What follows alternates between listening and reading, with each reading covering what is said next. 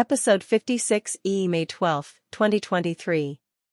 The May 11, 2023, Environmental Protection Agency, EPA, proposed standards today for CO2 and particulate matter, PM2.5, are restricted to fossil fuel-fired power plants. There should also be standards for biomass, wood-fired power plants. Issue: Residents Against Wood Smoke Emission Particulates, CRAWSEpresidents.wordpress.com, and scroll down for PDFs of articles with URLs to search on, and on the website are links to 30-minute YouTube videos and Spotify podcasts, as well as podcasts on Amazon Music Prime, free for Prime subscribers, podcasts.google.com, Castbox, and Pocket Cast. Pocket Cast is only free on the phone app. Pocket Cast can be played on Apple phones. If you care about the adverse health effects of air pollution on human beings, please comment on this proposal in the near future, within 60 days. And please sign up for the training sessions in commenting on the proposed PM2.5 standards today. The Environmental Protection Agency, EPA, will host virtual trainings to provide communities and tribes with information about the proposal and about participating in the public comment process. Those trainings will be on June 6th and 7th, and registration information is available on EPA's website. Join EPA for an informational webinar on this proposal. EPA will host 2 webinars offering an overview of the proposed rules, information on how to effectively engage in the regulatory process, and an opportunity to participate in a Q&A session. Register to attend the June 6th webinar. Register to attend the June 7th webinar. June 6, 2023, at 2 p.m. Eastern Time. June 7, 2023, at 5:30 p.m. Eastern Time. Target audience: tribal environmental professionals, communities and organizations with environmental justice concerns. Greenhouse gas standards and guidelines for fossil fuel-fired power plants. Basic information. Docket numbers. EPA HQ OAR 2023-0072. Rule summary. Rule history. Additional resources. Rule summary. EPA is proposing Clean Air Act emission limits and guidelines for carbon dioxide, CO2, from fossil fuel-fired power plants based on cost-effective and available control technologies. The proposals would set limits for new gas-fired combustion turbines, existing coal, oil, and gas-fired steam generating units, and certain existing gas-fired combustion turbines. Join EPA for an informational webinar on this proposal. EPA will host 2 webinars offering an overview of the proposed rules, information on how to effectively engage in the regulatory process, and an opportunity to participate in a Q&A session. June 6, 2023 at 2 p.m. Eastern Time. June 7, 2023 at 5:30 p.m. Eastern Time. Target audience: tribal environmental professionals, communities and organizations with environmental justice concerns. Register to attend the June 6th webinar. Register to attend the June 7th webinar. Consistent with EPA's traditional approach to establishing pollution standards for power plants under Section 111 of the Clean Air Act, the proposed standards are based on technologies such as carbon capture and sequestration/storage, CCS, low GHG hydrogen co-firing, and natural gas co-firing, which can be applied directly to power plants that use fossil fuels to generate electricity. As laid out in Section 111 of the Clean Air Act, the proposed new Source Performance Standards, NSPS, and emission guidelines reflect the application of the Best System of Emission Reduction, BSER, that, taking into account costs, energy requirements, and other statutory factors, is adequately demonstrated for the purpose of improving the emissions performance of the covered electric generating units. United States.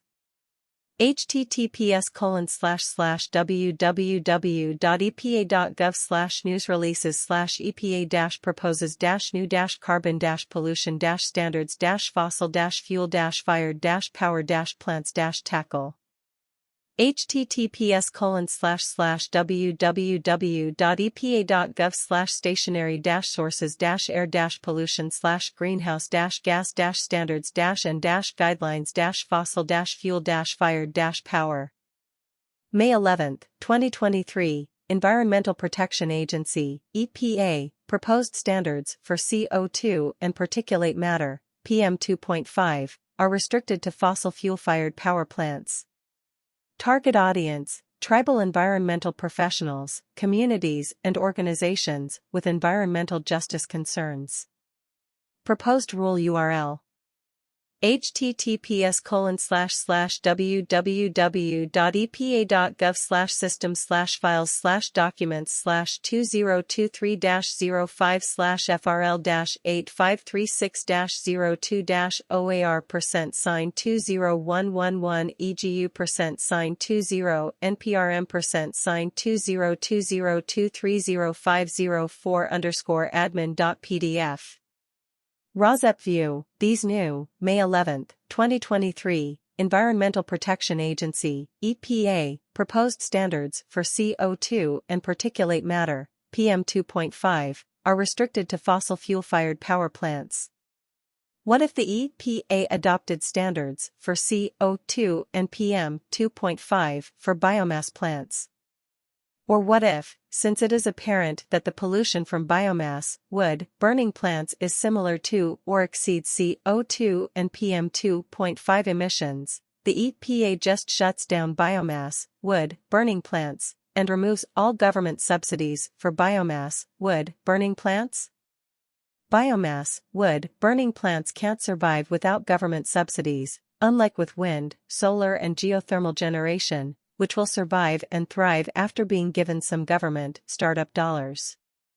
The technology-based standards EPA is proposing include strengthening the current New Source Performance Standards, NSPS, for newly built fossil fuel-fired stationary combustion turbines, generally natural gas-fired. Establishing emission guidelines for states to follow in limiting carbon pollution from existing fossil fuel-fired steam-generating EGUs, including coal, oil, and natural gas-fired units. Establishing emission guidelines for large, frequently used existing fossil fuel-fired stationary combustion turbines, generally natural gas-fired. Based on a separate analysis, EPA is projecting the proposed standards for existing gas-fired plants, and the third phase of the NSPS could achieve up to 407 million metric tons of CO2 emission reductions. As EPA works to finalize the rulemaking, the agency will complete additional advanced modeling, aligning methodologies across the rulemaking and considering real-world scenarios within the power sector to best understand how components of the rule impact each other. EPA will take comment on these proposals for 60 days after publication in the Federal Register. EPA will also hold a virtual public hearing and will make additional information available on the website. Registration for the public hearing will open after the proposal is published in the Federal Register. The agency will also host virtual trainings to provide communities and tribes with information about the proposal and about participating in the public comment process. Those trainings will be on June 6th and 7th, and registration information is available on EPA's website. For more information, greenhouse gas standards and guidelines for fossil fuel-fired power plants. For further information, EPA Press Office, press@epa.gov. EPA Press Office. May 11, 2023. EPA proposes new carbon pollution standards for fossil fuel-fired power plants to tackle the climate crisis and protect public health. New proposed standards for coal and new natural gas-fired power plants would avoid more than 600 million metric tons of CO2 pollution, while also preventing 300,000 asthma attacks and 1,300 premature deaths in 2030 alone. Washington, today, the U.S. Environmental Protection Agency, EPA, proposed new carbon pollution standards for coal and natural gas-fired power plants that will protect public health, reduce harmful pollutants, and deliver up to $85 billion in climate and public health benefits over the next 2 decades. The proposal for coal and new natural gas power plants would avoid up to 617 million metric tons of total carbon dioxide, CO2, through 2042, which is equivalent to reducing the annual emissions of 137 million passenger vehicles, roughly half the cars in the United States. Through 2042, EPA estimates the net climate and health benefits of the standards on new gas and existing coal-fired power plants are up to $85 billion. The proposals would also result in cutting tens of thousands of tons of particulate matter, PM2.5, sulfur dioxide, and nitrogen oxide, harmful air pollutants that are known to endanger people's health, especially in communities that for too long have disproportionately shouldered the burden of high pollution and environmental injustice. In 2030 alone, the proposed standards would prevent approximately 1,300 premature deaths, more than 800 hospital and emergency room visits, more than 300,000 cases of asthma attacks, 38,000 school absence days, 66,000 lost workdays. The proposed standards build on the momentum already underway in the power sector to move toward a cleaner future. Since 2005, the power sector has reduced carbon dioxide emissions 36% while continuing to keep pace with growing energy demand. President Biden's Inflation Reduction Act provides historic investments in pollution control technologies and clean energy, and together, will move the United States closer to ensuring a cleaner, healthier future for all communities. EPA will take comment on these proposals for 60 days after publication in the Federal Register. EPA will also hold a virtual public hearing and will make additional information available on the website. Registration for the public hearing will open after the proposal is published in the Federal Register. The agency will also host virtual trainings to provide communities and tribes with information about the proposal and about participating in the public comment process. Those trainings will be on June 6th and 7th, and registration information is available on EPA's website. For more information, greenhouse gas standards and guidelines for fossil fuel-fired power plants. For further information, EPA Press Office, press@epa.gov.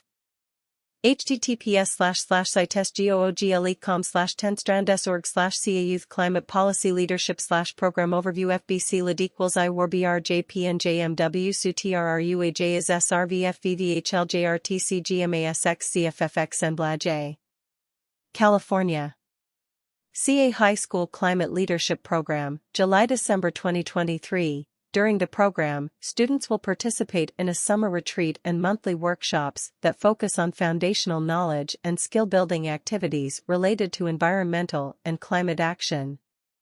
Students will then apply their knowledge and skills on leading a campaign that passes climate policies, or builds on existing policies, in their school or district. There's a legislature branch of 350 Bay Area to join at some point. https://350beauction.org/legislative-committee. AB 45 Blue Carbon Demonstration Projects. Eliminating Fossil Fuels. Summary. Requires demonstration projects to provide data quantifying the carbon sequestration potential of coastal ecosystems, which will lead to additional protection for coastal wetlands, subtidal, intertidal or marine habitat, considered to have large and important carbon sequestration properties. https://350beauction.org/legislative-committee FBC LID IWAR 36 RKU8 E_E-6C8 LXRH 5 IVL21 QOBL 60 IRD 7-47_4 N-7 HOGZ 0 FUD 8 RJT 4 GSA's Energy Retrofit Program issues largest ever call to accelerate progress toward net zero buildings through President Biden's Investing in America agenda. Inflation Reduction Act funding will enable hundreds of millions of dollars in energy and cost-saving improvements at 41 facilities. Washington, the U.S. General Services Administration, GSA, issued its largest ever notice of opportunity under its National Deep Energy Retrofit Program this week, announcing its intent to leverage funding from the Inflation Reduction Act for projects in 4 states and the District of Columbia. As part of the White House's Climate Smart Buildings Initiative, GSA's National Deep Energy Retrofit Program helps modernize federal buildings to cut greenhouse gas emissions and reduce site energy consumption by renovating buildings to maximize reductions in on-site energy use. These projects will also help support GSA's efforts to meet the recently released Federal Building Performance Standard and convert buildings to all-electric buildings in which none of the equipment will use on-site fossil fuel combustion.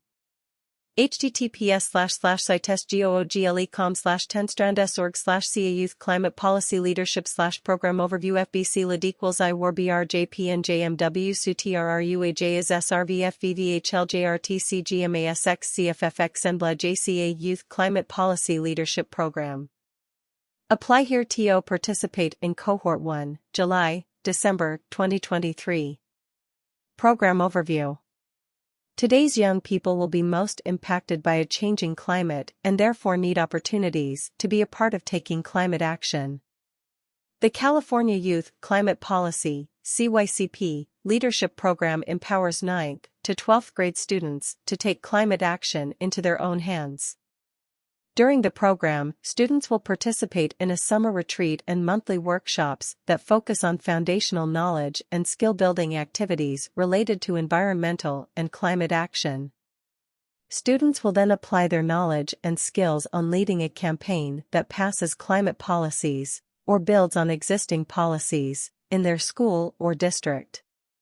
Throughout the program, participants will receive mentoring from adult coaches, as well as support in developing and implementing a personal leadership plan. Program components. The California Youth Climate Policy (CYCP) Leadership Program Fellowship is built around key elements of youth development, knowledge and increased capacity, action with guided implementation support, and accountability and reflection.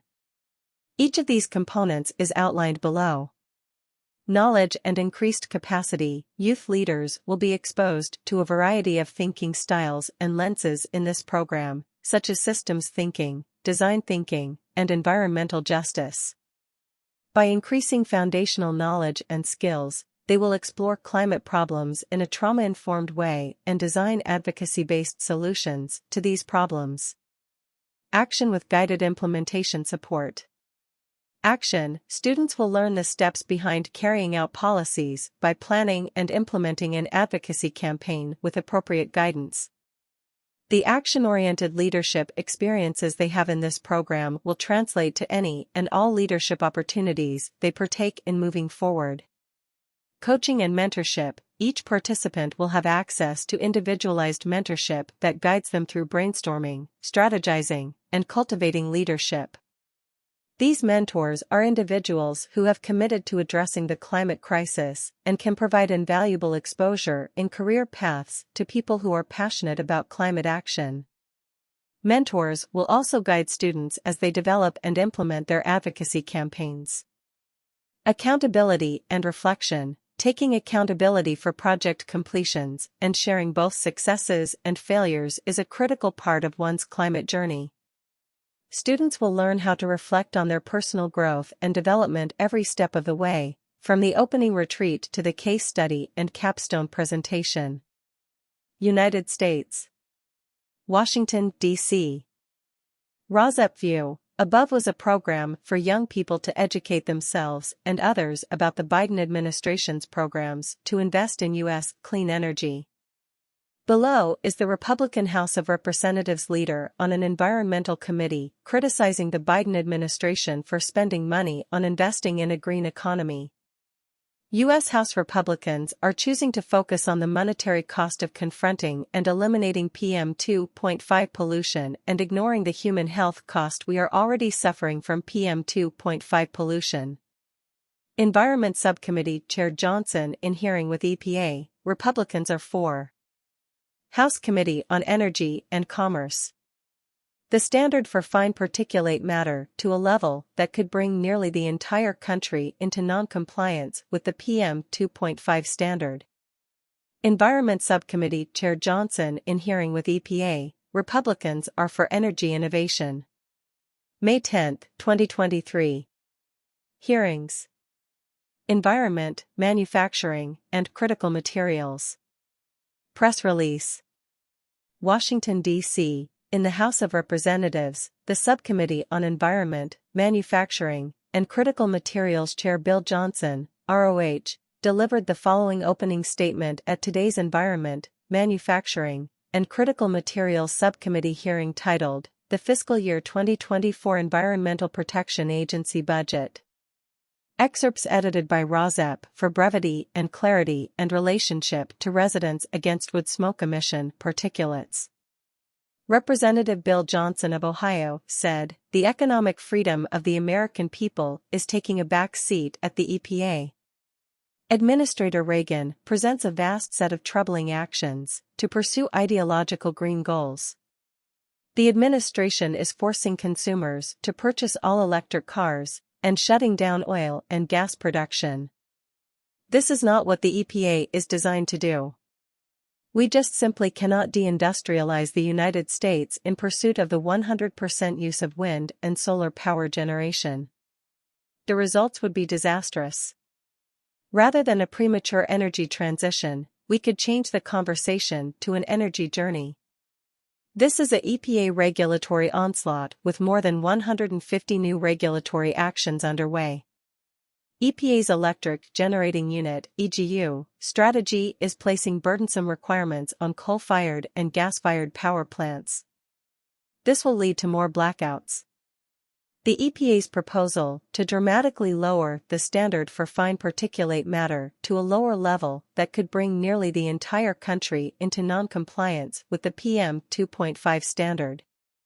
Don't create standards so low that many of our small businesses and family farms can't function. Finally, President Biden's effort to force electric cars on an unwilling public is deeply troubling. The proposal would introduce electricity into the Renewable Fuel Standard Program, a final rule cracking down on heavy-duty trucks, and worst of all, proposed emission standards that would essentially eliminate gas-powered vehicles from the market. I am concerned about the 19% increase for the EPA requested in the President's budget, the EGU strategy, the Clean School Bus Program, HFCs, and Aaron's proposal. Arizona, Maricopa County.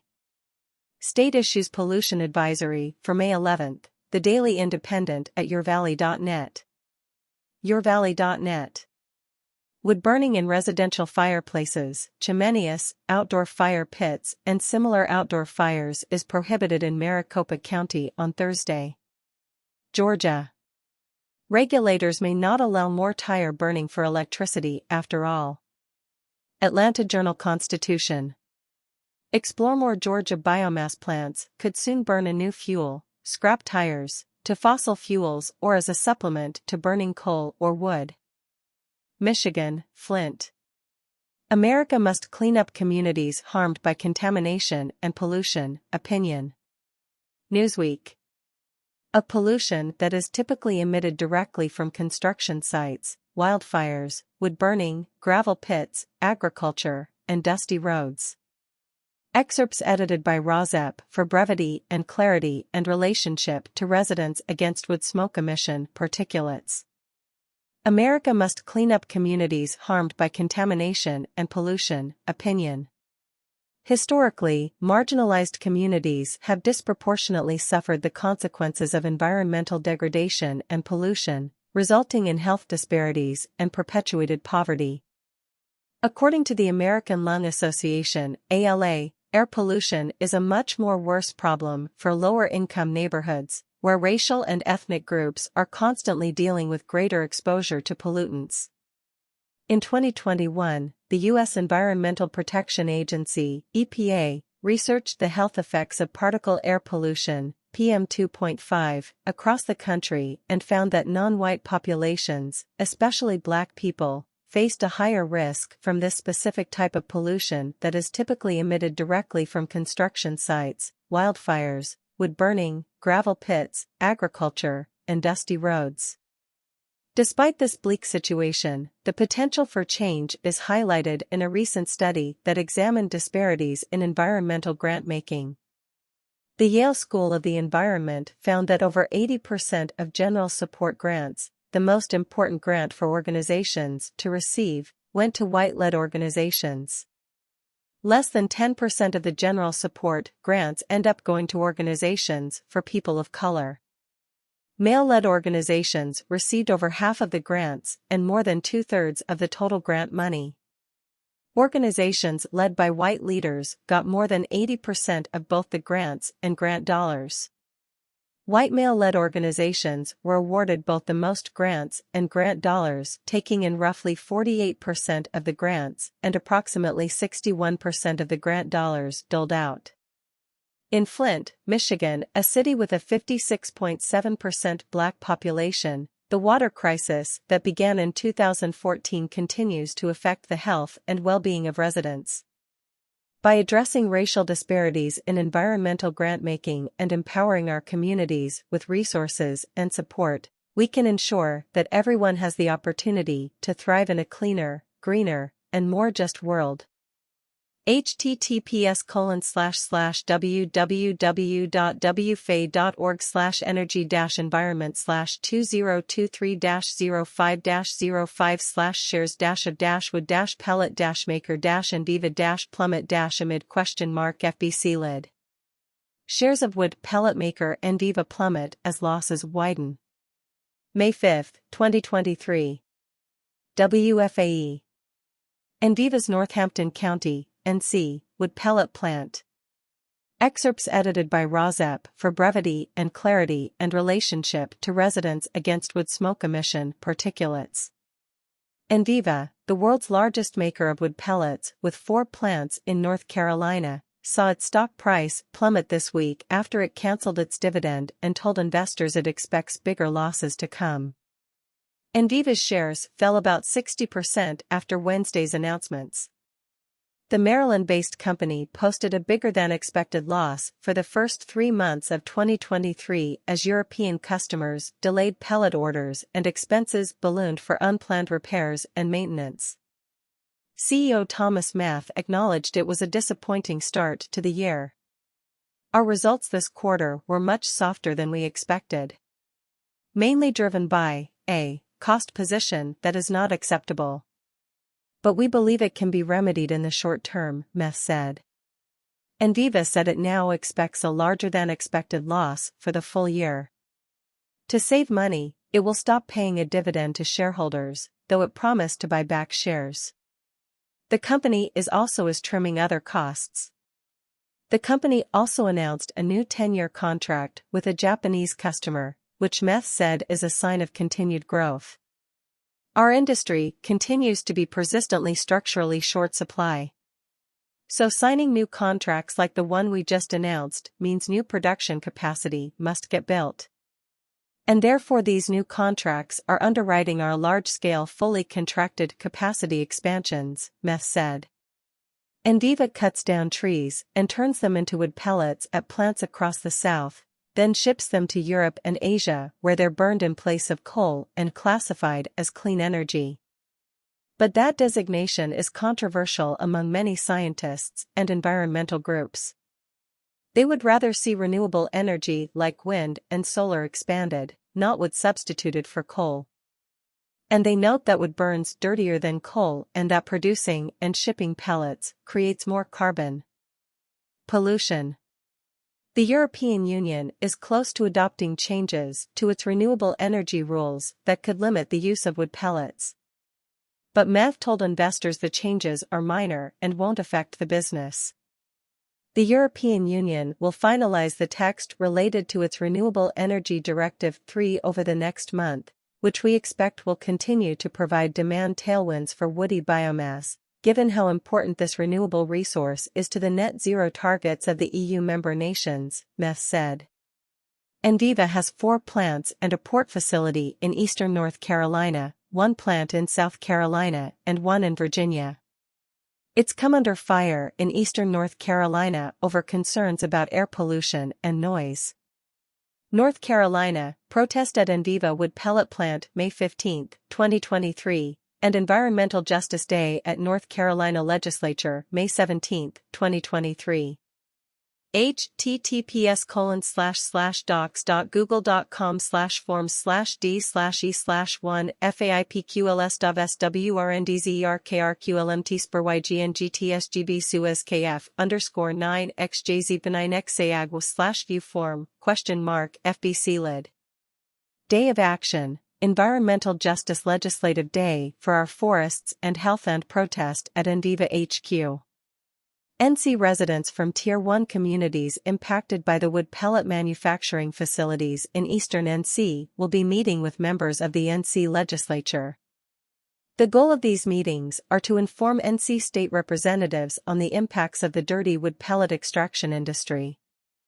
The wood pellet industry causes deadly pollution, excessive dust, noise, widespread forest destruction, and climate-warming carbon emissions.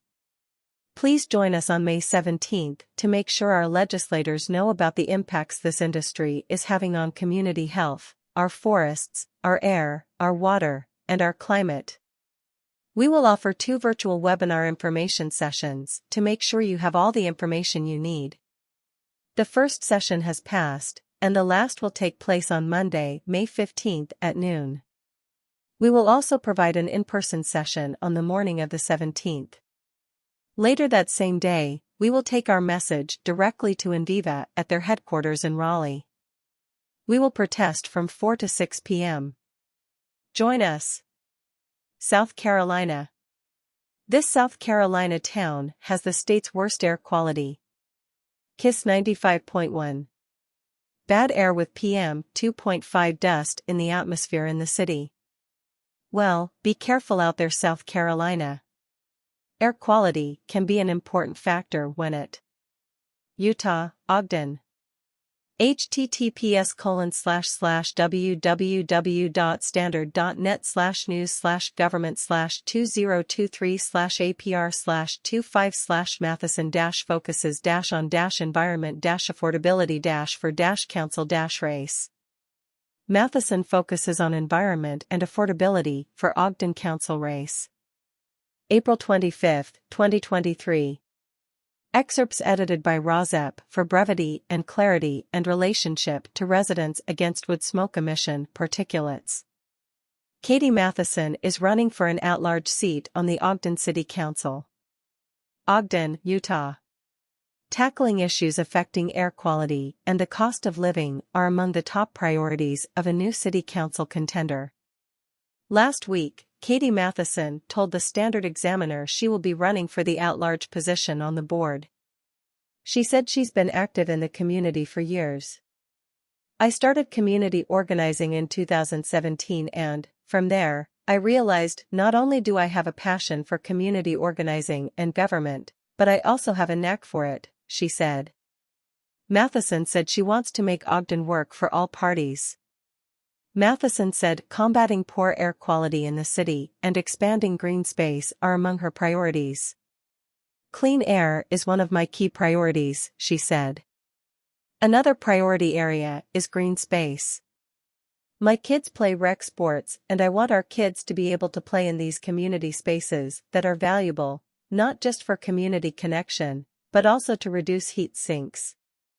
It helps keep our city cooler during the hot months. She would also like to put a focus on making it easier to live in the city itself. Matheson said she's excited about the opportunity to run for city council. Vermont, Arlington. Crew's swift response knocks down Arlington House fire quickly. Manchester Journal. Manchester Journal. The room contained a wood-burning stove with firewood stacked around it. of the first floor and the second floor had extensive smoke damage. Washington, Olympia. Scientists say WA government's prescribed burns targets have no scientific basis. ABC. Doctor or said prescribed burning produced smoke that affected human health, animal welfare and climate change. Wood smoke is toxic to the heart. The letters to the editor for May 11. Yahoo News. Ask Home Depot to stop selling wood from the boreal forest, a brain tumor likely caused by burn pit smoke where he was stationed overseas. Letters to the editor for May 11. Olympian readers. Thursday, May 11, 2023. Excerpts edited by Rozep for brevity and clarity and relationship to residents against wood smoke emission particulates. Senior Airman Julianne Showalter, /MCT. Who authorized military burn pits? Most of the concern regarding military burn pits overseas has focused on the harm the toxic smoke has caused our veterans. An array of medical ailments has been connected to those who inhaled these fumes that have resulted in death and disabilities. Even President Biden's son, Beau, died of a brain tumor likely caused by burn pit smoke where he was stationed overseas. Thankfully, legislation has finally passed to include burn pit exposure within VA medical coverage. Getting injured through breathing polluted air while serving is no less harmful than getting shot in war. Indeed, trauma wounds can heal, while cancer often kills. However, the fight to make things right should not stop with just providing compensation for the injured. It should continue to include identifying those responsible for authorizing the burn pits in the first place. Who decided that burning every discarded thing from a military base with jet fuel, in open pits, next to where our soldiers were housed, was a good idea, and why did they decide this? Surely superiors were informed by someone about the potential hazards of toxic smoke, so why was the decision made to ignore this reality? Could it be because generals regard combat casualties as more significant than dying from disease? Is the latter just considered acceptable collateral damage? We need to know who authorized the burn pits, and if they knew of the potential health hazards. If so, they should be held to account for the harm to our troops. Canada, Alberta, Jasper National Park fire. Jasper National Park, now under a fire ban, Fitzhugh. The Fitzhugh wood-burning campfire, charcoal, briquette or wood barbecues, or suspicious smoke to Parks Canada dispatch at 780-852-6155 or call 911. Australia, University of Western Australia UWA, Fire and Air Forum. Mary Verstegen Fire and Biodiversity Western Australia, FABWA. So many urgent voices from environmental scientists at the amazingly enlightened Fire and Air Forum at UWA. This government's not listening to all the warning scientific voices. The burn everything cult system is a shocking display of ignorant behavior. It's destroying the hope that anyone can stop us tipping into chaos. We must instead preserve every plant that we possibly can. As if seeing dead animals, birds, millions of years of soil microbes on such a massive millions of hectares scale isn't bad enough, we know so clearly that the system is so terribly wrong. We are not being protected from anything, just suffering so much earth-killing human cult madness and fear. United Kingdom. https://news.yahoo.com/win-main-source-uk-electricity-105452.html. Wind is main source of UK electricity for first time. Esme Stallard, climate and science reporter, BBC News. Thursday, May 11, 2023. Excerpts edited by Rozep for brevity and clarity and relationship to residents against wood smoke emission particulates. Wind turbines in field in UK. Wind turbines have generated more electricity than gas for the first time in the UK. In the first 3 months of this year, a third of the country's electricity came from wind farms, research from Imperial College London has shown. National Grid has also confirmed that April saw a record period of solar energy generation. By 2035, the UK aims for all of its electricity to have net zero emissions. Where does the UK get its energy and electricity? Green energy projects worth billions stuck on hold. There are still many hurdles to reaching a completely fossil fuel-free grid, but wind outsupplying gas for the first time is a genuine milestone event, said an energy researcher at Imperial College and lead author of the report. The majority of the UK's wind power has come from offshore wind farms. Installing new onshore wind turbines has effectively been banned since 2015 in England. Under current planning rules, companies can only apply to build onshore wind turbines on land specifically identified for development in the land use plans drawn up by local councils. Prime Minister Rishi Sunak agreed in December to relax these planning restrictions to speed up development. Scientists say switching to renewable power is crucial to curb the impacts of climate change, which are already being felt, including in the UK, which last year recorded its hottest year since records began. Solar and wind have seen significant growth in the UK. In the first quarter of 2023, 42% of the UK's electricity came from renewable energy, with 33% coming from fossil fuels like gas and coal. But BBC research revealed on Thursday that billions of pounds worth of green energy projects are stuck on hold due to delays with getting connections to the grid. Some new solar and wind sites are waiting up to 10 to 15 years to be connected because of a lack of capacity in the electricity system. And electricity only accounts for 18% of the UK's total power needs. There are many demands for energy which electricity is not meeting, such as heating our homes, manufacturing, and transport. Currently, the majority of UK homes use gas for their heating. The government is seeking to move households away from gas boilers and onto heat pumps, which use electricity. Heat pumps, how do they work and how do I get one? How will we heat homes in zero-carbon Britain?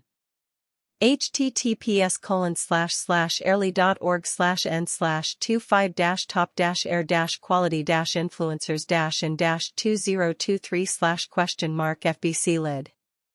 Excerpts edited by Rozep for brevity and clarity and relationship to residents against wood smoke emission particulates. 25 top air quality influencers in 2023. The fight for clean air requires more than great technology and data to help improve air quality. Expressive personalities can also be the face of changes and effectively influence regulations and raise awareness of this problem. Here are 25 influencers, activists, journalists, and scientists from all around the world that we think are effectively making the topic of air pollution important and widely discussed. Rosamunda Ducisi-Debrah, a grassroots activist from London, UK, raising awareness of asthma and the health problems that can be caused by air pollution.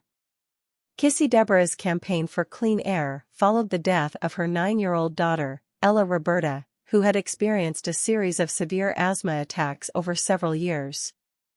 Her campaign led to an inquest in 2020, where a ruling determined that pollution from the South Circular Road, London, was a contributing factor to Ella Roberta's death. Rosamunda Ducisi-Debrah on Twitter.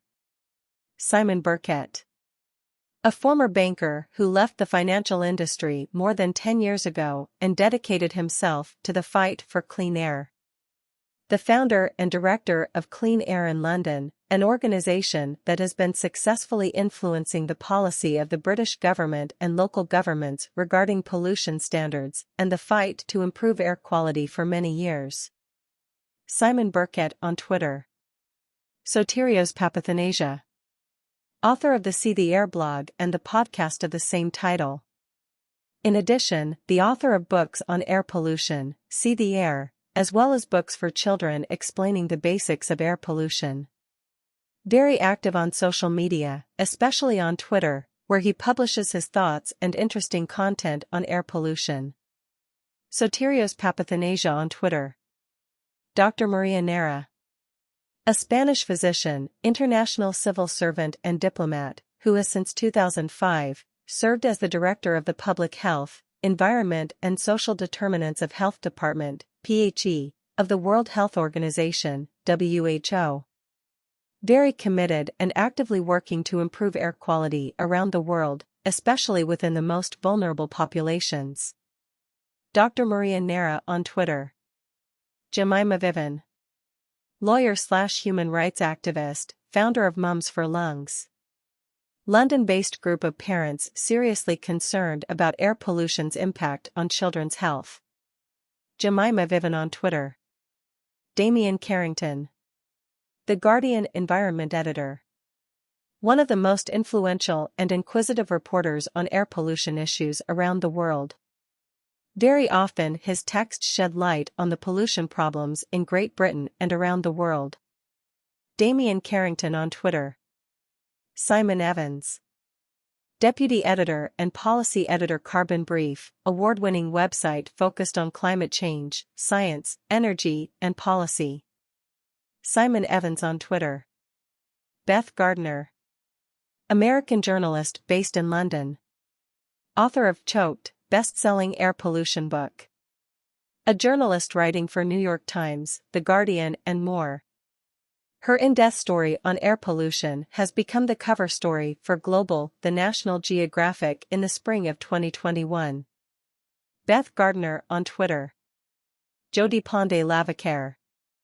Writer, economic and financial journalist, columnist, producer of radio programs, with special interest in innovations in education, sustainable environment, affordable healthcare.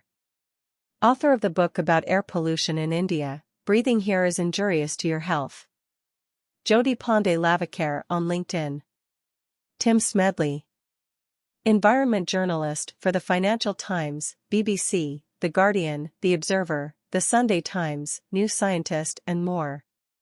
His first book, Clearing the Air, The Beginning and the End of Air Pollution, published by Bloomsbury's Sigma Science, was shortlisted for the Royal Society Insight Investment Science Book Prize 2019.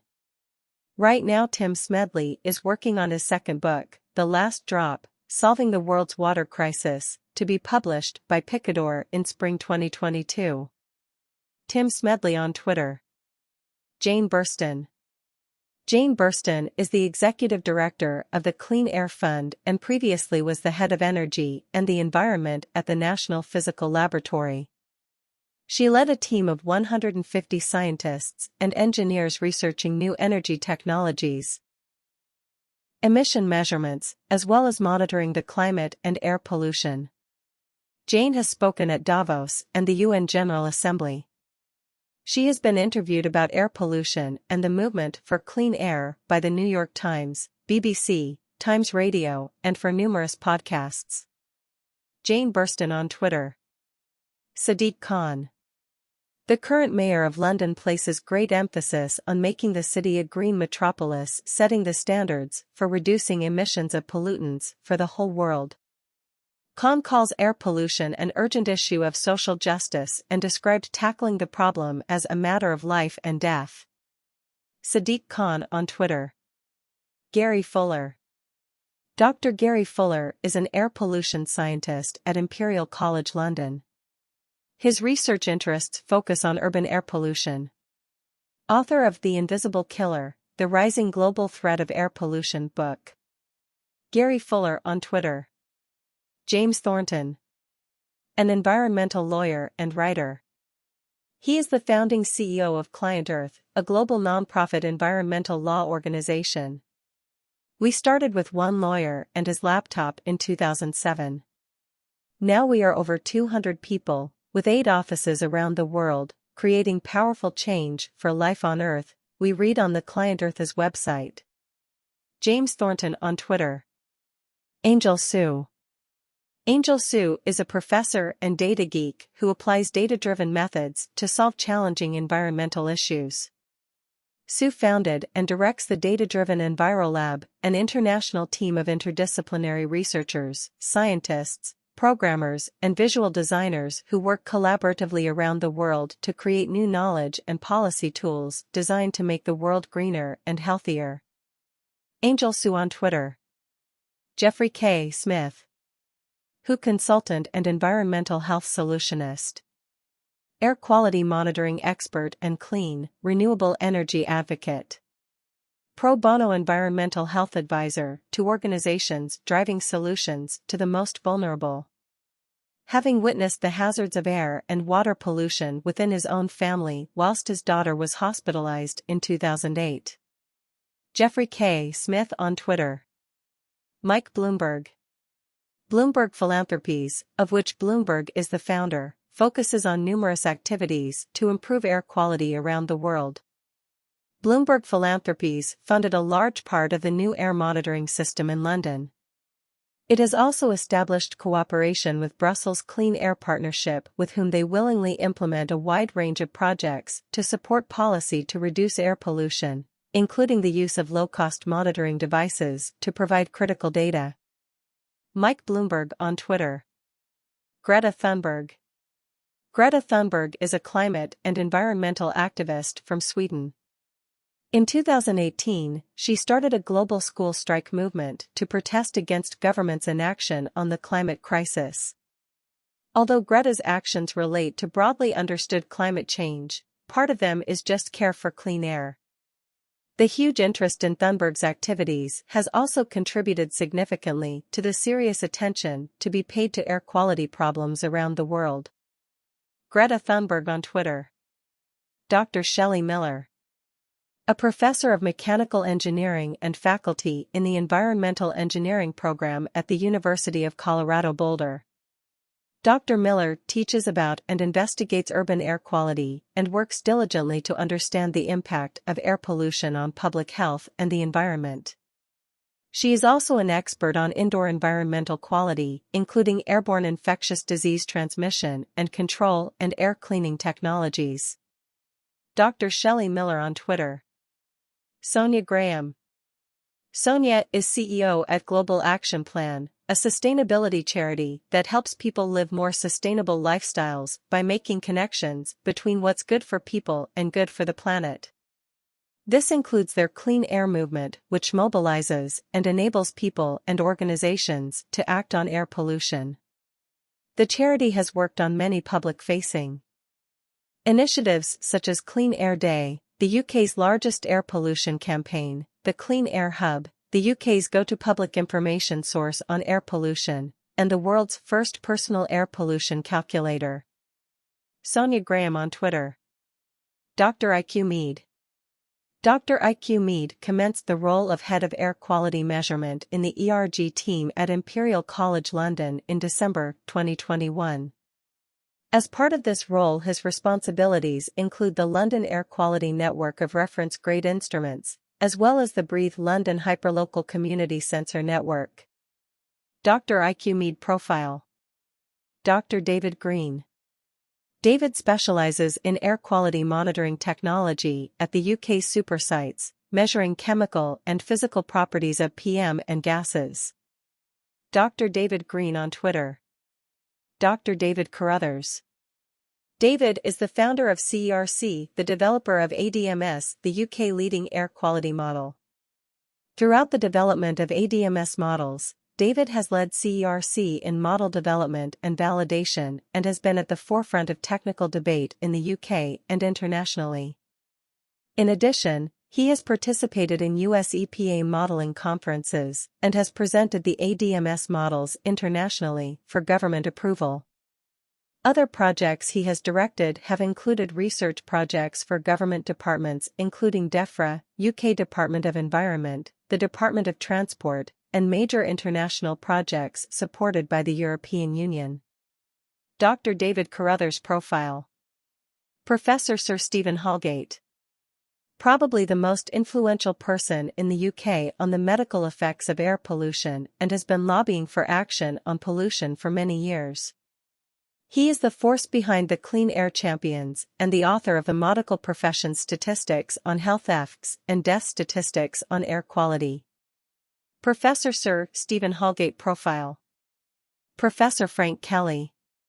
Frank J. Kelly is a British professor of community health and policy and head of the Environmental Research Group, a global centre dedicated to air pollution research, at Imperial College London.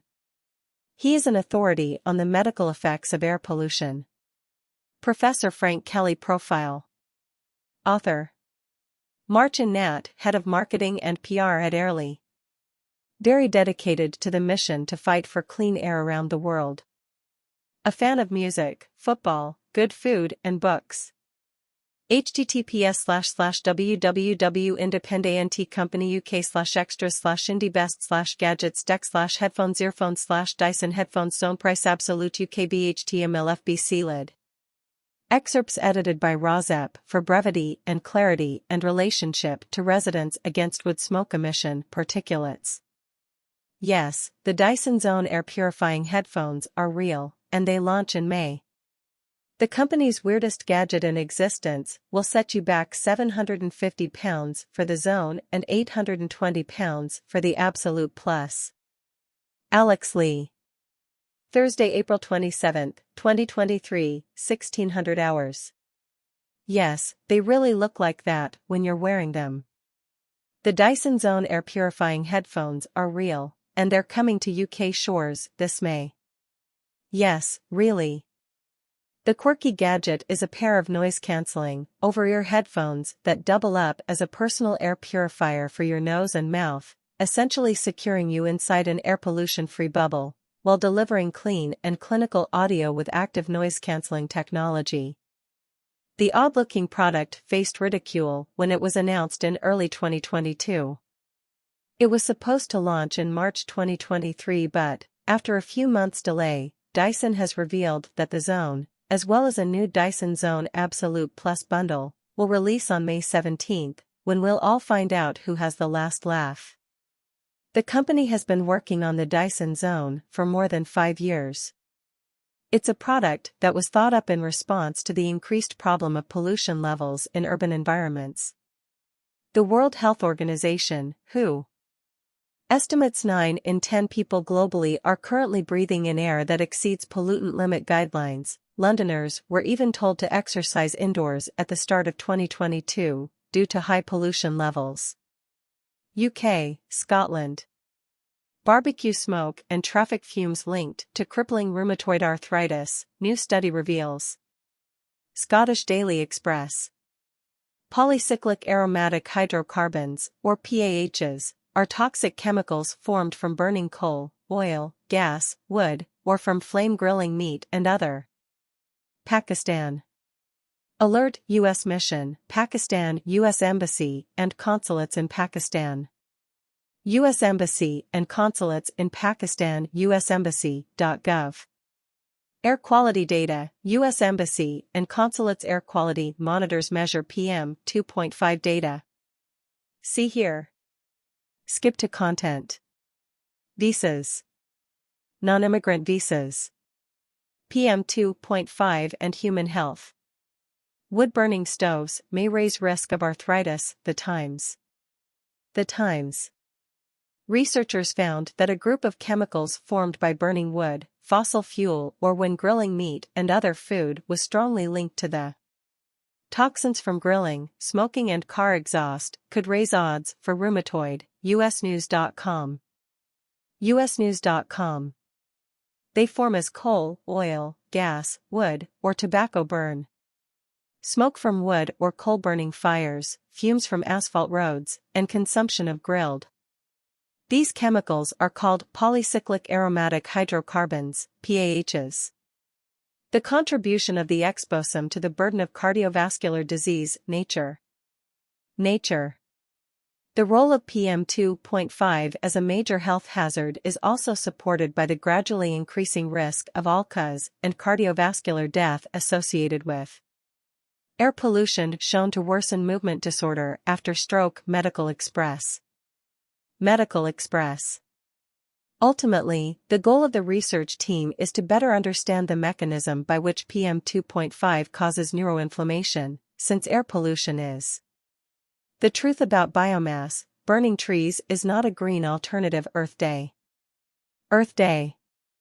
Wood has been used to fuel human civilizations for generations, and it was the main source of energy until the mid-1800s.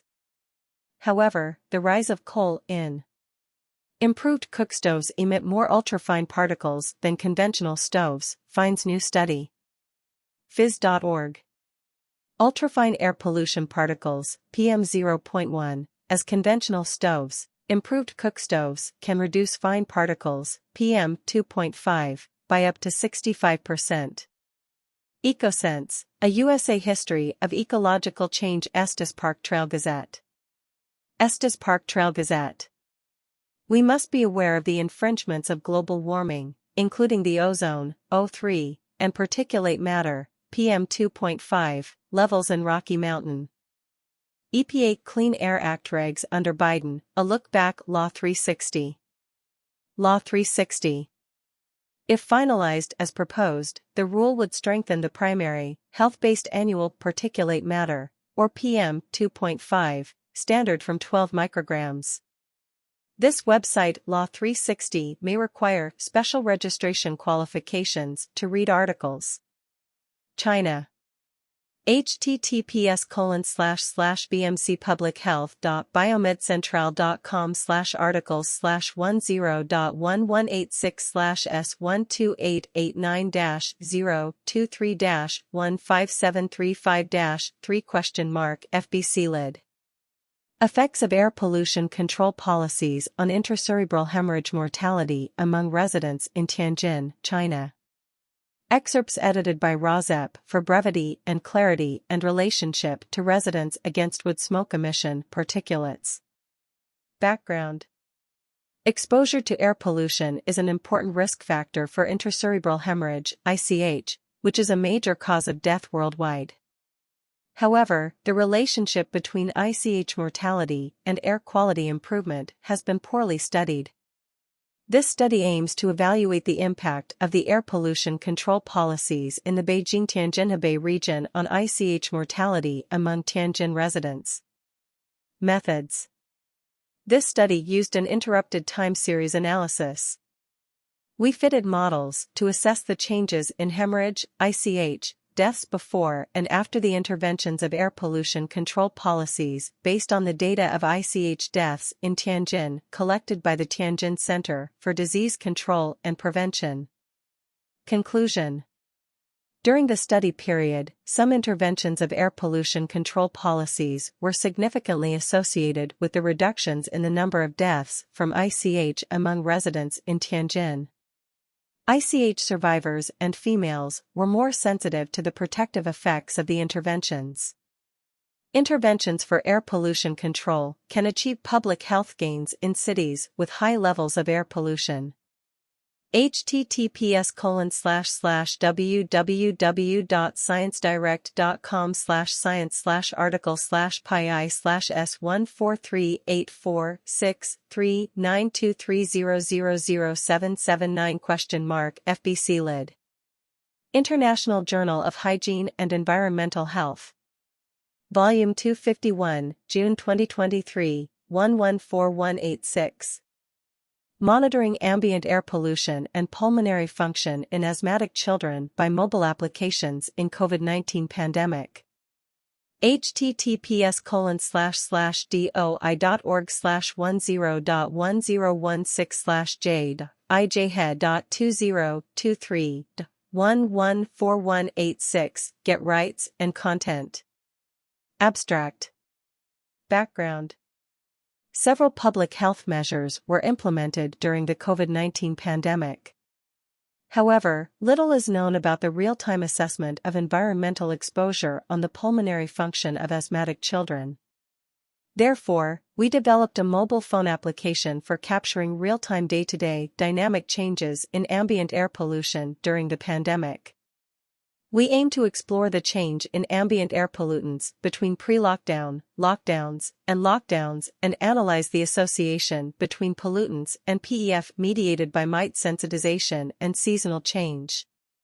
5. Conclusion. In conclusion, smartphone apps may help to collect personal ambient air pollution data. Using our developed smartphone apps, we found that NO2, CO, and PM10 were higher during the pre- and post-COVID-19 lockdowns than during the lockdown. Exposure to air pollution increased PEF variability in asthma subjects during the monitoring period. Lastly, the association was stronger in children who were sensitized to mites. It is essential to inform asthmatic children about the risk of exposure to high air pollution levels. Ongoing monitoring of air pollution levels is essential for children's health, and sending in time reminders of avoidance of unhealthy air quality may be performed by smartphones to protect children's lung health and acute asthma attacks. The digitally controlled air monitoring and management system and peak flow monitoring may help fight against asthma during and even beyond the pandemic. This smart healthcare model can be the new normal for asthma hybrid care.